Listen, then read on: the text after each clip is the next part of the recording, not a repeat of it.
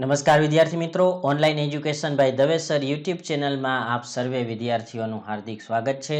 આજના વિડીયોની અંદર આપણે ધોરણ 9 વિષય કમ્પ્યુટર અને ચેપ્ટર નંબર 9ના પાઠનું એમસીક્યુ ખાલી જગ્યા અને ખરા ખોટાનું સોલ્યુશન કરવા જઈ રહ્યા છીએ।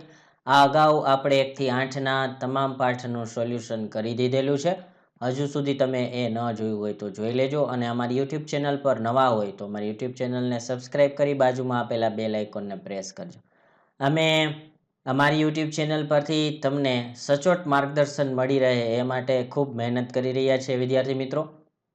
તો આ વિડીયોને વધુને વધુ એવા વિદ્યાર્થીઓ સુધી શેર કરજો કે જે હાલમાં ધોરણ 9ની અંદર અભ્યાસ કરી રહ્યા હોય અને એમને કમ્પ્યુટર વિષયની અંદર વધારે નોલેજ મેળવવું હોય એવા વિદ્યાર્થીઓને આ પાઠ શેર કરજો।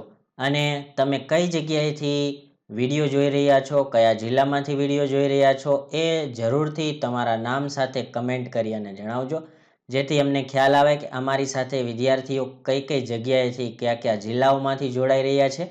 તો હવે વધુ સમય ન બગાડતા આપણે ધોરણ 9 વિષય કમ્પ્યુટર ચેપ્ટર નંબર 9ના એમસીક્યુનું સોલ્યુશન જોવા જઈ રહ્યા છીએ, જે નવા પાઠ્યપુસ્તકની અંદર આપવામાં આવેલા છે એ જ તમામ એમસીક્યુ ખાલી જગ્યા અને ખરા ખોટા ઘણી બધી યુટ્યુબ ચેનલની અંદરથી તમને જોવા મળે છે। ખાલી તેનું થંબનેલ બદલાવી દીધેલું હોય છે, પણ અંદરના પ્રશ્ન જવાબ જ્યારે તમે જોવા જશો ત્યારે તમને ખ્યાલ આવશે કે આ જે છે એ જૂની બુકના એમસીક્યુ અત્યારે ફરીથી મૂકેલા છે।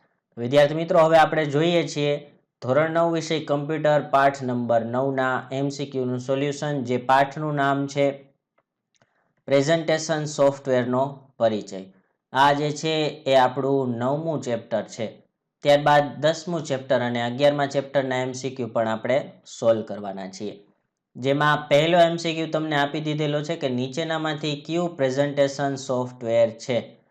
નીચેનામાંથી કયું પ્રેઝન્ટેશન સોફ્ટવેર છે।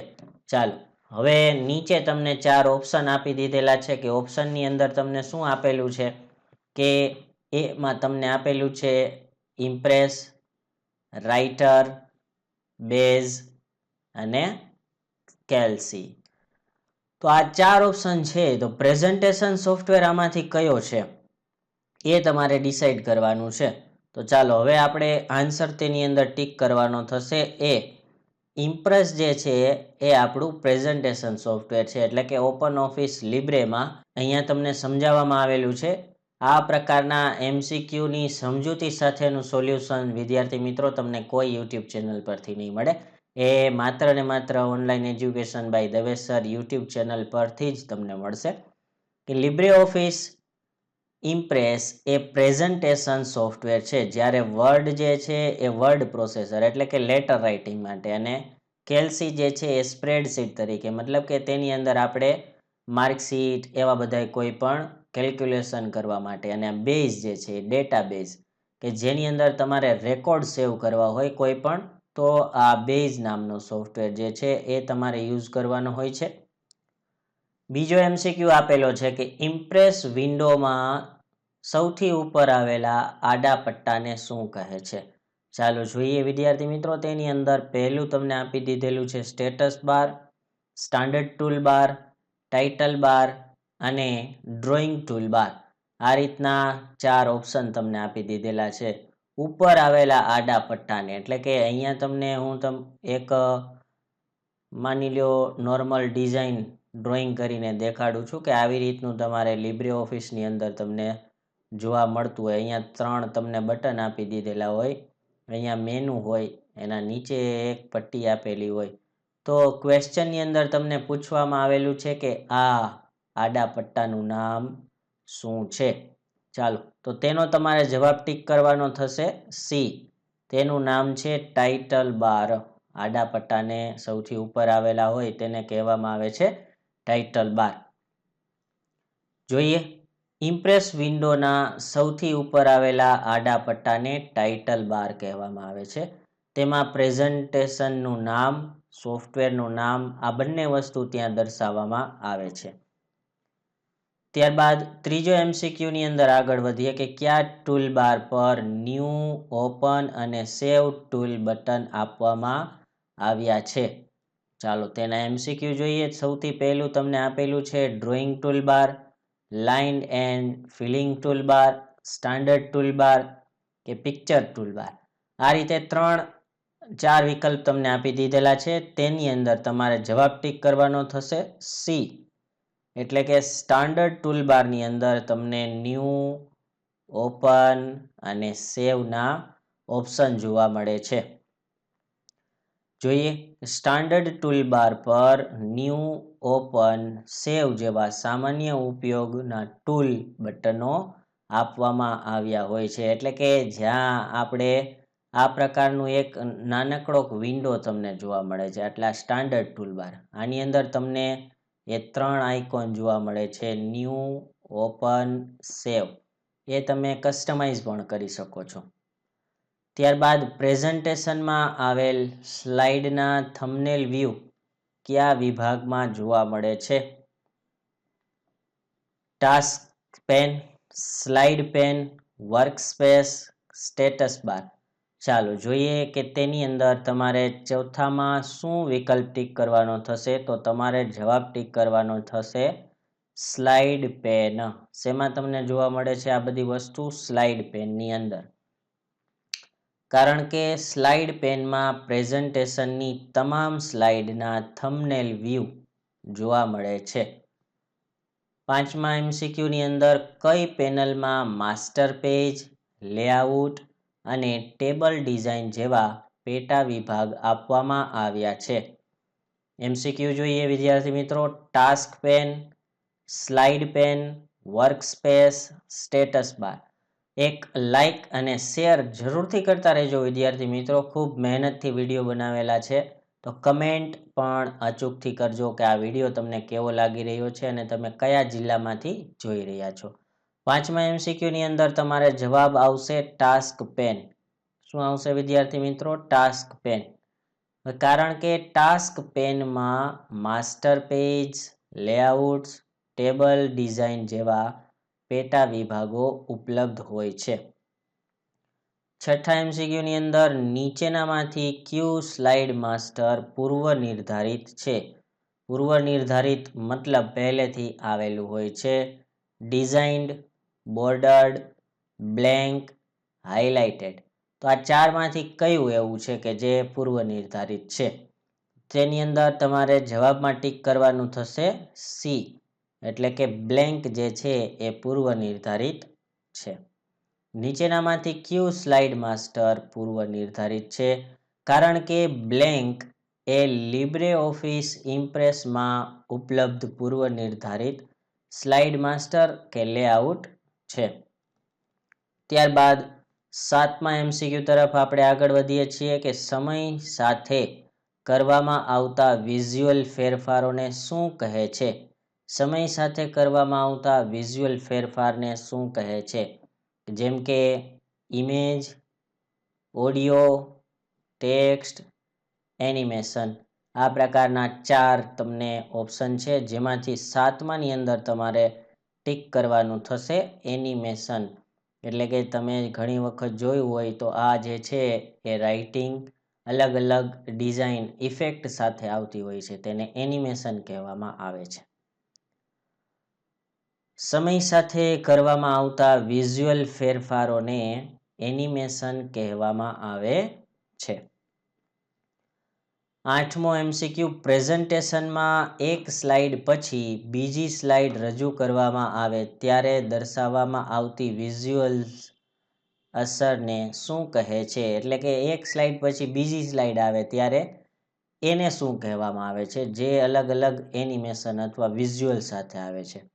Slide transition, custom animation, slide dynamism, slide transformation. આ ચારમાંથી તમને એક વિકલ્પ ઘણી વખત સાંભળવા મળ્યો હશે જ્યારે તમે આ પ્રકરણનું પ્રેક્ટિકલ કરતા હશો ત્યારે.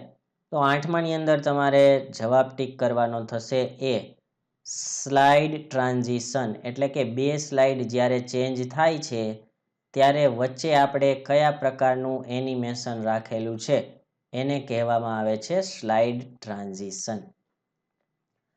એક સ્લાઇડ પછી બીજી સ્લાઇડ રજૂ થાય ત્યારે દેખાતી વિઝ્યુઅલ અસરને સ્લાઇડ ટ્રાન્ઝિશન કહેવામાં આવે છે. તો આ પ્રકારે તમારે ત્યાં આન્સર ટીક કરવાનો થશે. ઇમ્પ્રેસ ઇન્ટરફેસમાં કયા બારમાં ઝૂમ સ્લાઇડર બાર દર્શાવવામાં આવે છે? ચાલો જોઈએ વિકલ્પ એની અંદર title bar, menu bar, standard tool bar, status bar. આ પ્રકારે તમને 4 ઓપ્શન છે, એમાંથી 9માની અંદર તમારે ટીક કરવાનું થશે. સ્ટેટસ બારની અંદર તમને ઝૂમ સ્લાઇડર દર્શાવવામાં આવે છે. એટલે ઝૂમ સ્લાઇડર જે છે એ તમને આ પ્રકારે દર્શાવેલું હોય છે કે આવી રીતે એક લાઈન આપેલી હોય છે, એક સાઈડ તમને માઇનસ અને એક સાઈડ પ્લસ આપેલા હોય છે અને વચ્ચે એક લાઈન હોય છે. જો આ લાઈનને તમે લેફ્ટ સાઈડ ખસેડો છો તો તમારી સ્લાઇડ નાની થતી જશે અને રાઈટ સાઈડ કરતા જશો તો તમારી સ્લાઇડ મોટી થતી જશે. આ પ્રકારે તેનો ઉપયોગ થતો હોય છે. ચાલો જોઈએ, કારણ કે ઇમ્પ્રેસમાં ઝૂમ સ્લાઇડર વિન્ડો નીચે આપેલા સ્ટેટસ બારમાં દર્શાવવામાં આવે છે. આ પ્રકારે તેની આપણે સમજૂતી મેળવી. આખી સ્ક્રીન પર સ્લાઇડ શો શરૂ કરવા માટે શોર્ટકટ કીનો ઉપયોગ કરવામાં આવે છે. પણ કઈ શોર્ટકટ કીનો ઉપયોગ કરવામાં આવે છે આખી સ્લાઇડ જોવા માટે? એટલે કે વિન્ડોમાં અત્યારે તમને જે આ જોવા મળે છે આપણી સ્ક્રીન, એ પ્રકારે તમારે ત્યાં જોવું હોય તો કઈ શોર્ટકટ કી પ્રેસ કરવાની હોય છે? આ ચેપ્ટરનો લાસ્ટ MCQ છે વિદ્યાર્થી મિત્રો, જેમાં F3, F5, F7 અને F10 આ પ્રકારે 4 વિકલ્પ છે. F5 જે છે એ સ્લાઇડ શો શરૂ કરવા માટેની શોર્ટકટ કી છે. ઘણા બધા ગવર્મેન્ટ એક્ઝામની અંદર પણ આ MCQ પૂછાઈ ગયેલો હોય છે. LibreOffice ઇમ્પ્રેસમાં પૂર્ણ સ્ક્રીન એટલે કે ફૂલ સ્ક્રીન પર સ્લાઇડ શો શરૂ કરવા માટે F5 શોર્ટકટ કીનો ઉપયોગ થાય છે. કઈ કીનો ઉપયોગ થાય છે? F5 શોર્ટકટ કીનો ઉપયોગ થાય છે. વિદ્યાર્થી મિત્રો, MCQનું સોલ્યુશન અહીંયા પૂર્ણ થયેલ છે. હવે આપણે શું જોવાના છીએ? વિધાન સાચું છે કે ખોટું તે જણાવો. તો આવા જ અવનવા વિડીયો જોવા માટે અમારી YouTube ચેનલને સબસ્ક્રાઇબ કરી બાજુમાં આપેલા બેલ આઇકોનને પ્રેસ કરજો અને વિષય કમ્પ્યુટરનું સચોટ માર્ગદર્શન તમને અમારી એકમાત્ર YouTube ચેનલ પરથી મળતી રહેશે. ધોરણ 10ના MCQ નવા પાઠ્યપુસ્તકના એ પણ અમે હવે ટૂંક સમયની અંદર મૂકવા જઈ રહ્યા છીએ. તો અમારી YouTube ચેનલ સાથે ધોરણ 10ના વિદ્યાર્થીઓ પણ જે જોડાયા છે અથવા તમારા કોઈ મિત્ર સર્કલની અંદર છે તો તેમને પણ અમારી આ YouTube ચેનલ સજેસ્ટ કરજો. એકવાર પસંદ કર્યા પછી સ્લાઇડ માસ્ટર બદલી શકાતું નથી. એવું કહે છે કે એક વખત તમે કોઈ સ્લાઇડ લઈ દીધેલી છે, જેની ડિઝાઇન તમે કોઈ પણ એવી પસંદ કરેલી છે, એ તમને બદલી શકાતું નથી. તો આ જે છે એ વિધાન તમારું ખોટું છે. તમે બદલી શકો છો કોઈ પણ રીતે, ક્યારે પણ. ફૂલ સ્ક્રીન સ્લાઇડ શોને અટકાવવા માટે એસ્કેપ કીનો ઉપયોગ થાય છે. ચાલો, તો આ વિધાન સાચું છે. એસ્કેપ કીથી તમે સ્લાઇડ શો અટકાવી શકો છો. પ્રેઝન્ટેશનની જુદી જુદી સ્લાઇડ માટે જુદા જુદા લેઆઉટનો ઉપયોગ કરી શકાય છે. ઓબ્વિયસ છે, કરી શકાય છે. તમે કોઈમાં બ્લેન્ક સ્લાઇડ લઈ શકો છો, કોઈમાં ટાઇટલ કન્ટેન્ટ લઈ શકો છો, કોઈમાં ટુ કન્ટેન્ટ લઈ શકો છો, વગેરે વગેરે જેવી સ્લાઇડો તમે લઈ શકો છો. આઉટલાઇન વ્યૂમાં માત્ર ઇમેજ દર્શાવવામાં આવે છે. ચાલો, ચોથાની અંદર શું કહે છે કે આ જે છે આઉટલાઇન વ્યૂમાં માત્ર ઇમેજ નહીં, ત્યાં ટેક્સ્ટ દર્શાવવામાં આવે છે. હેન્ડઆઉટ વ્યૂની મદદથી એક પાનામાં તમે 7 સ્લાઇડની ગોઠવણી શક્ય છે. તો આ વિધાન જે છે એ ખોટું છે. એની અંદર તમે 1, 2, 3 એવી રીતના સ્લાઇડ એડ કરી શકો છો. 4, 5, 6 અને ડાયરેક્ટ ત્યાર પછી 9. આ પ્રકારે તમે ત્યાં હેન્ડઆઉટ વ્યૂની મદદથી એક પેજની અંદર સ્લાઇડ ઉમેરી શકો છો. હવે વિદ્યાર્થી મિત્રો, ખાલી જગ્યા એની અંદર શું તમારે જવાબ લખવાના છે? એક લાઈક અને કમેન્ટ જરૂરથી કરજો વિદ્યાર્થી મિત્રો. એક પાના પર અનેક સ્લાઇડને પ્રિન્ટ કરવા માટે ખાલી જગ્યા વ્યૂનો ઉપયોગ કરવામાં આવે છે? તો અહીંયા તમે ગુજરાતી અથવા અંગ્રેજી કોઈ પણમાં લખી શકો છો. હું તમને બંનેમાં જવાબ લખી આપું છું. તેમાં તમારે જવાબ લખવાનો થશે હેન્ડ આઉટ. શું લખવાનું થશે? Hand out. અંગ્રેજીમાં પણ લખી દઈએ છીએ આપણે હેન્ડ આઉટ. વ્યૂનો ઉપયોગ કરવામાં આવે છે. હેન્ડ આઉટ વ્યૂનો ઉપયોગ કરવામાં આવે છે. નિશ્ચિત સ્લાઇડ સાથે કાર્ય કરવા માટે ખાલી જગ્યા વ્યૂનો ઉપયોગ કરવામાં આવે છે. ચાલો ત્યાં તમારે જવાબમાં લખવાનું થશે નોર્મલ. તમારે જવાબની અંદર લખવાનું થશે નોર્મલ. ગુજરાતી અથવા અંગ્રેજીની અંદર NORMAL નોર્મલ. ત્રીજી ખાલી જગ્યાની અંદર સ્લાઇડ સોર્ટર વ્યૂમાં દર્શાવાતા સ્લાઇડના નાના સ્વરૂપને ખાલી જગ્યા કહે છે. તો ત્રીજાની અંદર તમારે લખવાનું થશે થંબનેલ. શું લખવાનું છે? થંબનેલ. હવે આપણે અંગ્રેજીમાં સ્પેલિંગ પર લખી દઈએ THUMBNAIL. કોઈ પણમાં તમે આન્સર લખજો મિત્રો.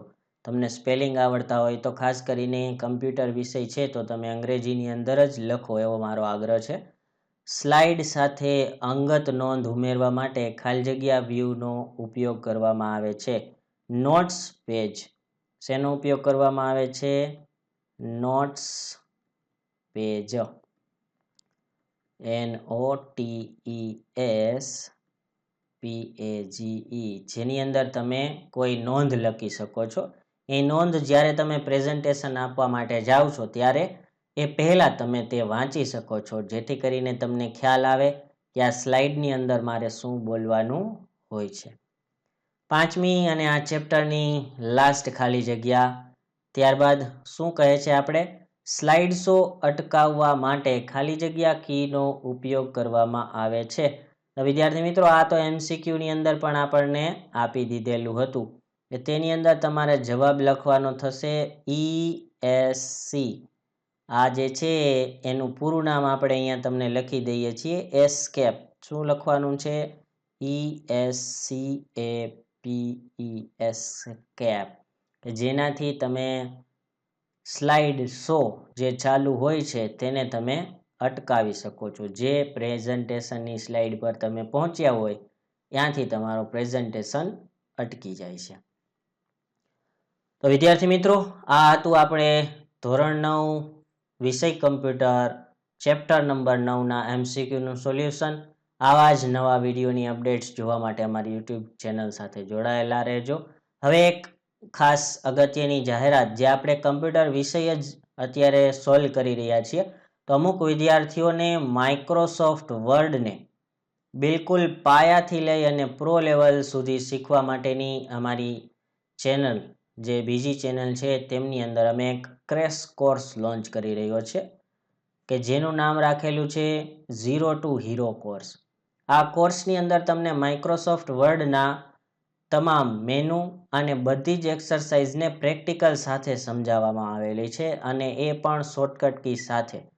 જો તમે પણ માઇક્રોસોફ્ટ વર્ડને બિલકુલ પાયાથી લઈ અને પ્રો લેવલ સુધી શીખવા માંગતા હોય તો આ જે QR કોડ છે એ QR કોડને તમે સ્કેન કરો.